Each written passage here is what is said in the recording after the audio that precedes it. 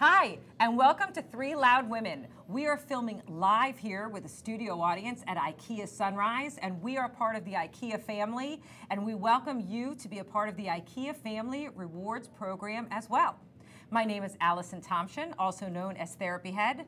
I'm a psychotherapist who believes that therapy can be fun, and I'm here to bring my 20 years of experience to the IKEA table.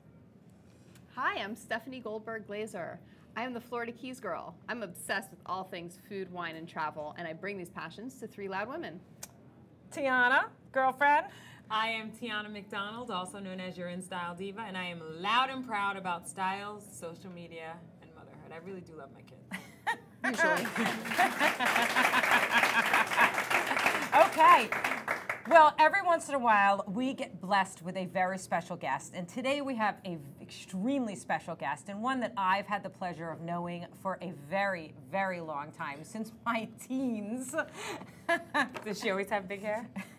I'm going to take the fifth. I have. I've always had big hair. His name is Stacey Galante, and today our topic is going to be on auctions. And so, Stacey, I was wondering, welcome. First of all, welcome to Stacey. Thank you. Yes. Thank you. Thank you for having me. We're thrilled to have you. Thanks for coming. Can you tell us a little bit about what you do, who you are, and how you became involved in auctioneering? Absolutely, absolutely. My name is Stacey Galante again. For a number of years, I still am an attorney by trade, but there's been a move towards, in terms of the auction business, the buying and selling of products, the explosion of things like eBay, but there's also another side to that, and I thought there was a niche there to have someone who has professional experience go into the auction business, so I got my auctioneer license, and I've been doing auctioning as well since that time. Excellent. Can you do a humana? Do you do all that? Let's hear you say it. We actually, You needed a license to be an auctioneer. You do need a license. This I have is a very license. interesting. How long Yes. does it take to get the license? It typically takes about it would take you about a year to do it. Wow. But as part of that, you go to several weeks of intensive training as well, and then you have to pass the state exam. So. And do you have to take an oral test? To go humana. I mean, I would think. Well, you need to be oral when you're saying those. I'll take 5 over there, I'll take 10 over there, I'll take that. Yeah, I mean, I would think that being an auctioneer is really all about projecting yourself and your voice lips. and your lips and all of those good things. Yeah, I'm not sure it's all about my lips. But thank you.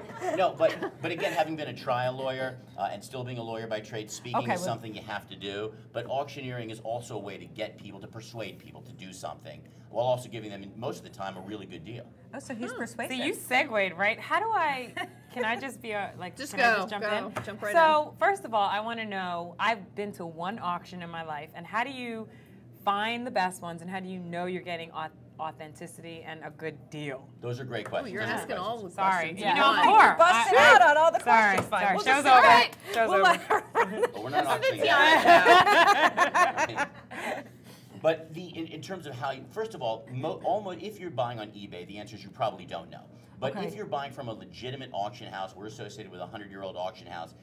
There are other sites, and also if you go to live auctions, those auctioneers are required to describe it properly. So we're required to make sure that it's correct. That's what we call it. We call it being correct. So if you see something, one of my areas of specialties is pre-Columbian artifacts. So if you're going to sell something that's from the year 1000 from West Mexico, you have to be able to say that it indeed is that. And either you as the auctioneer know, or you bring in an expert to document that. So you've had it authenticated before the auction starts? Correct. Certificates and all that. Correct. Okay. You have certificates of authenticity, but you also want to go a step further and make sure you're working with an auction house or an auctioneer that you can trust. Is there a specific one that you trust?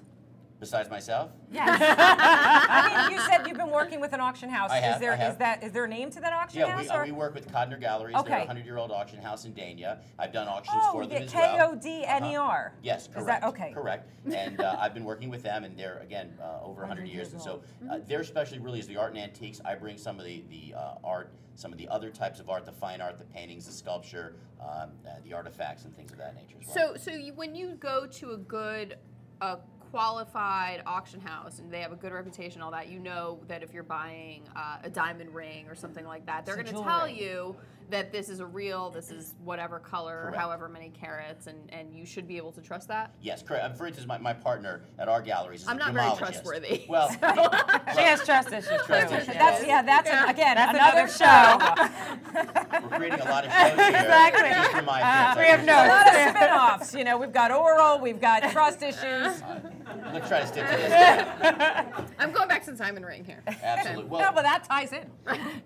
you do know that it's, first of all, they're going to list it that it's real. They're going to stand behind it. A real auction house, if you take it and you find out that it isn't, for some reason it's not correct or it's described improperly, which is very rare, they're going to take it back and give you your money. But it is good to work with someone that knows, even if you're going to buy, someone like me, you can call and say, listen, I'm looking at this piece. Tell me what you think about it. I'm happy to give you my advice. For instance, it may say, this is a painting attributed to Picasso.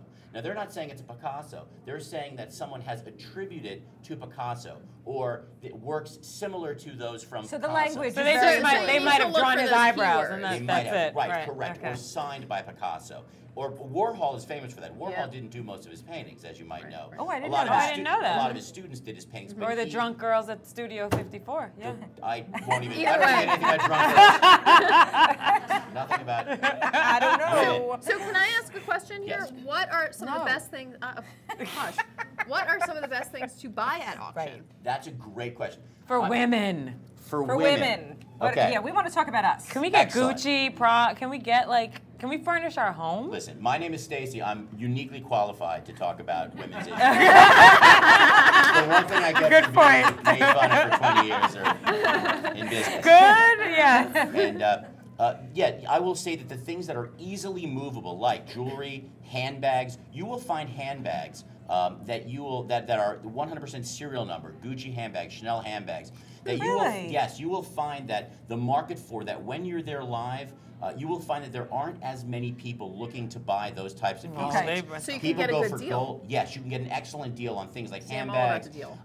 For instance, even shoes. You might find a pair of overstock shoes, say a YSL, and they're unworn. Now they're a size 9, and maybe you're a size 8. So, but if you're there and there's something that you can purchase like that, Something unique. that's Just stuff Right. You some got- paper in the toe and shut up about That's it. right. Put some Okay. paper in So the there's I don't do that in my heels. Just saying. there's Don't buy shoes that Sotheby's. don't fit you. There's Sotheby's. There's Christie's. Like, is there like a certain should the middle class people be going to Christie's and should Why are the you whispering that? Sotheby's? That's you a know, great question. because you don't like if there's a Sotheby's auction, I'm not going because Correct. I'm middle class.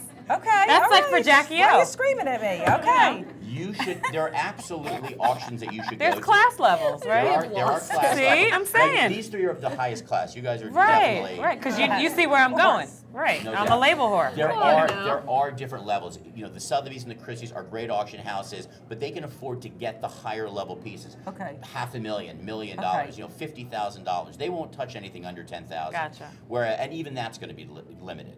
But with us, you can find something for $25, $100, $5. Really? Correct. That's what I'm talking the about. items Now we're that talking about are my easily budget. movable, not big pieces of furniture, but anything from Tiffany lamps, vases, clocks. How do we find out handbags. good auctions? How where can do we we really find it? find out, especially we're local right now in South Florida, but you know Yes. there's people watching from all over the globe actually. Specific to South Florida and then beyond, how do we find a good auction so that we know that it's good? Is there like a site? Yeah, there are a couple of good sites that I have nothing to do with, although you're welcome to. But we can our post site- them. Yes. We can post them on our website if you give us those links. We could post Correct. Well, my site is exclusivegavel.com. Exclusive Oh, I like that. Yeah. Thank you. Okay. Gonna write Take that some baby notes. down. I'm like, you Okay. that's good.